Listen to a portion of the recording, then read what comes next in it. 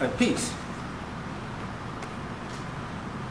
Taken together, looking at all the aspects of the highlights of our history, our geography and culture, in view of humanity's quest for a better life, the arrival of the peaceful Lucayans, the naming of Columbus's first landfall in the Americas, San Salvador, the peaceful transitions from colonialism to independence, the traditionally friendly nature of the inheritors of these islands with tourism as a leading industry, our preambles and the tranquil settings of our environs appear to unveil a true identity for the people of these islands as ambassadors of peace.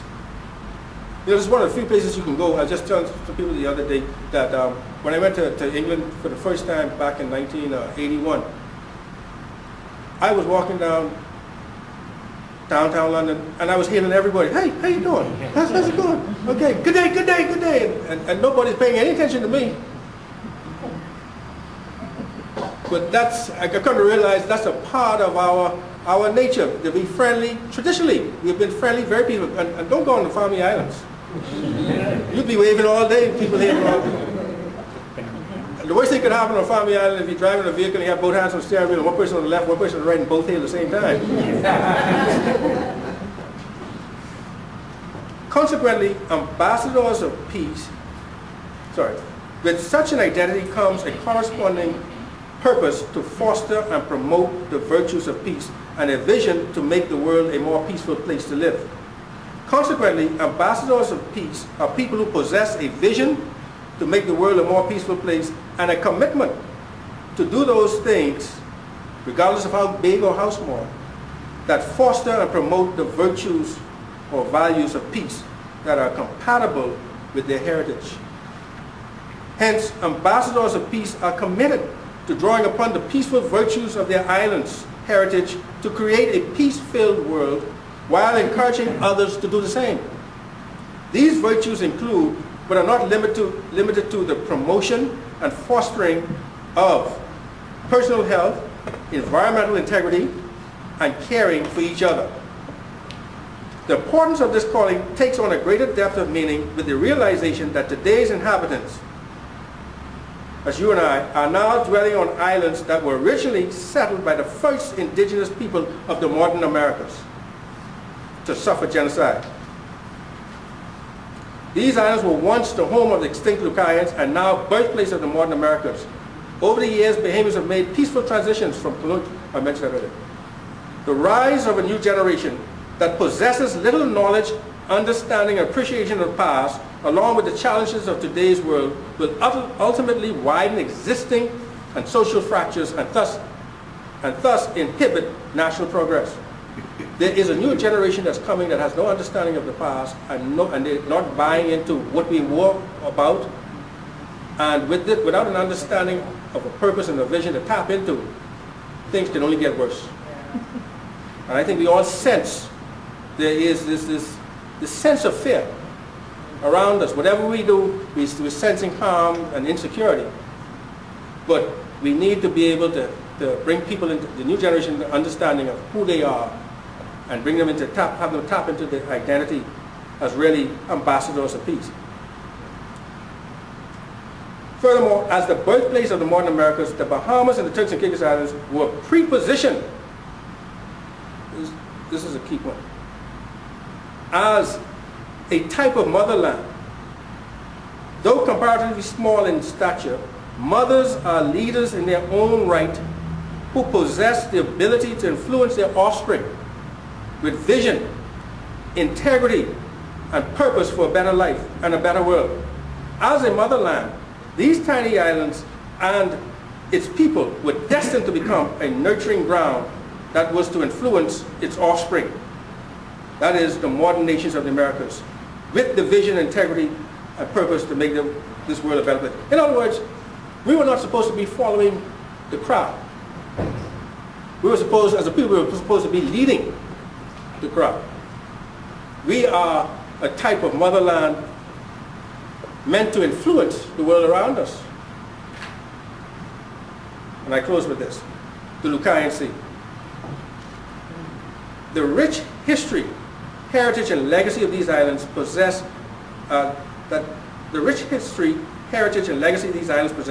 might very well qualify their waters as a World Heritage Site by the United Nations Educational, Scientific, and Cultural Organization, UNESCO. To name the waters surrounding the Bahamas and Turks and Caicos Islands the Lucayan Sea is a fitting way to pay lasting tribute to both the indigenous Lucayans and the historic significance of these waters. Consequently, the name Lucayan Sea would symbolize the end of the eastward track of ancient civilization, the permanent reunion of civilization through maritime travel and trade, the first indigenous people to suffer genocide within the modern Americas, the need to foster peace throughout our communities, and an inherent appeal that emanates from the shores of the Bahamas and the Turks and Caicos Islands for those who inhabit these islands and those who visit them to do their part to make the world a peaceful place. Hence, it is all the more important to keep the history, heritage, and legacy of these islands alive by naming these waters the Lucayan Sea. For these waters are indeed the birthplace of the modern Americas, and with such a name, these waters will become a lasting tribute to the life and legacy of the indigenous people of the Bahamas and Turks and Caicos Islands. Thank you very much.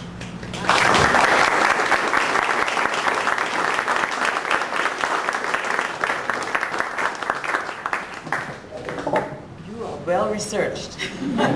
Thank you. Don't go anywhere. Are there any questions for Captain Tellis? Any questions? Is that clear? Oh, okay. Oh, we got some questions over here. You take over. I noticed you said about peace, how we've always been a peaceful people and our legacy for peace. And I'm wondering, as good as peace is, do we need just a pinch of aggression? Because perhaps if the Lucayans who are a little bit aggressive in terms of how the Tanos were, and the Bahamas who are a little bit more aggressive in guiding our heritage, we would be stronger. So as much as we speak for peace, maybe we still need just a pinch of aggression to keep it up. I agree with that. Are you an aggressive person? They're just teasing you. No, I agree with that. And the lesson is learned in World War II when the free world rose up against Hitler and tyranny. And if that had never happened, then we all would have been speaking German today. So it calls for it, but it's a stand for, see, what's the key here? It's a stand for freedom, you stand for justice, and you stand for peace.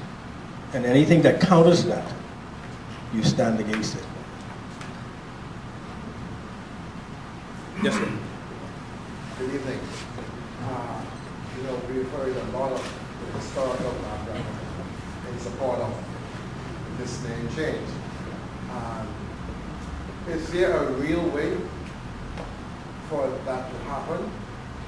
And what would be, except for us being in agreement, is there a real way for that to happen? That's a very good question. And I answered it at the very beginning when I said that you all would be a part of history in the making by calling it. In other words, when you refer to it, see, understand this.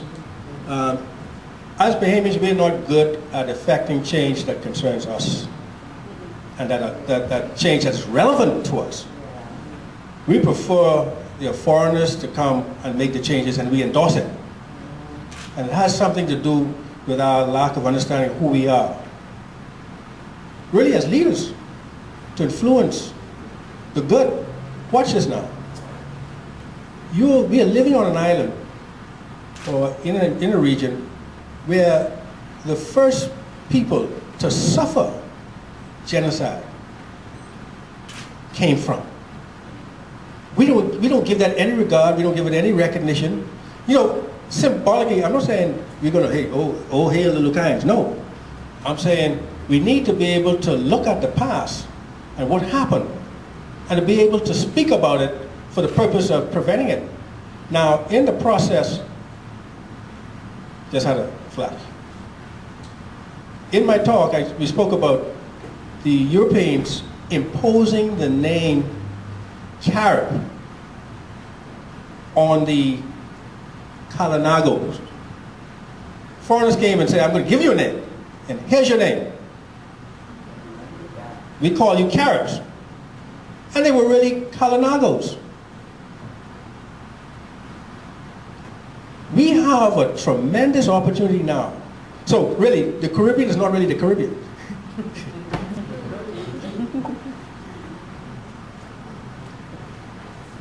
That's the Kalanagoan, if I can pronounce it that way. But here we are, with a fresh understanding of what took place in the past and how to bear witness to it with the purpose of saying, hey, we don't want this to happen again. You have this beautiful body of water. Oh, look at the water. Oh, look at the sea. You can't even address it properly. That water look good, eh? My Lord.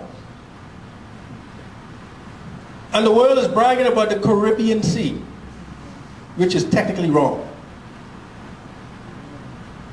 And we have an opportunity to bring history into focus and call our body of water the Lucayan Sea, after the names of the persons who were the first to suffer genocide. And you're not saying, look what happened to Lucayan. You're saying, hey, look what humanity has done to humanity. And so every time you hear it, you want to reflect on your ultimate cause, freedom and justice and peace. We have over 3 million tourists that travel through these waters, just looking at the water, and not connecting the water to us and to our heritage as the birthplace of the modern Americas. People are generalizing what the Bahamas is all about so much that we generalize ourselves and we do not look out for and stand up for our heritage, which brought about the unfolding of the modern Americas. So if we began, and see, I picked up a conch shell, and you made a world record, right? You realize, you know, sometimes Bahamas, we call things what we want to call it. You may give it a proper name. You know, I remember we tried to name that road I still say the High Road. You know, a lot of people say, man, High Road, man. You know, but when people hear you saying, you see these waters here, this helped to bring about the unfolding of the modern Americas. You're here because of this.